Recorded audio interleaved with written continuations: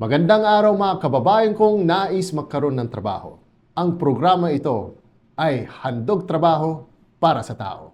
Mga kababayan, welcome sa pinakaunang episode natin ng Handog Trabaho para sa Tao. Kasama ko ngayon ang lead coordinator ng Apex Philippines, si Miss Mai. Siya yung tumulong sa akin mag-organize ng pinakaunang job fair na naganap sa Barangay Baisa nung last August 10, which is Sabado.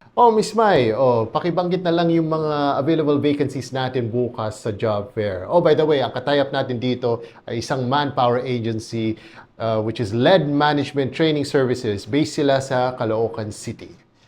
Ano ba yung mga vacancies natin na ino-offer bukas? Yes, sir.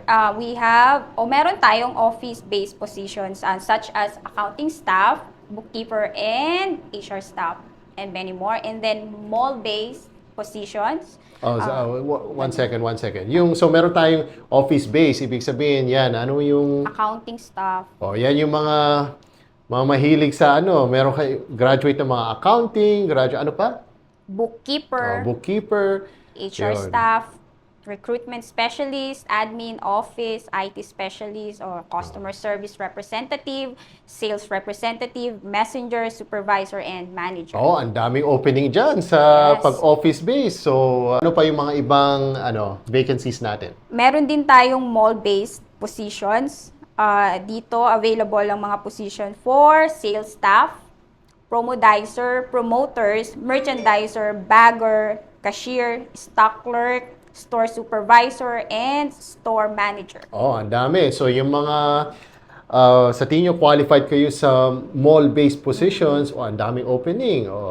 I guess, alam ko kasi, sikat dyan, mga merchandisers, pag let's say grocery, dyan sila, di ba? Meron tayo, sir, operations-based positions. So, ito dito, kabilang yung helper, pahinante, Okay. maintenance, production worker, warehouseman, checker. So, kasama na din yung bagger doon. Then, driver, quality assurance, supervisor, and manager. So meron mga managerial positions din. So yung mga ibang supervisors, mga qualified to be supervisors or managers, ayan, Yes. pwede rin. Tama. So yung mga interesado dyan, mga taga-barangay Apolonio Samson, bukas na to, August 17, Sabado. Pwede nyo i-share itong video para malaman nyo yung mga ibang vacancies. Ibigay nyo, pasa nyo sa mga kaibigan nyo walang trabaho. Ito na yung programa, yung nagbibigay kami ng opportunity para makaroon kayo ng trabaho. So, I guess that's it. Siguro sa susunod, ipopromote natin yung next job fair naman along District 6, Quezon City. Doon tayo nagsimula sa District 6. So, abangan nyo yung mga dates ng job fair sa mga social media accounts ko. Our official partner of this job fair is with City Councilor Vic Bernardo and our manpower agency, LED Management Training Services. Magkita-kita tayo bukas sa Barangay Apolonio Samson, August 17, 8 a.m.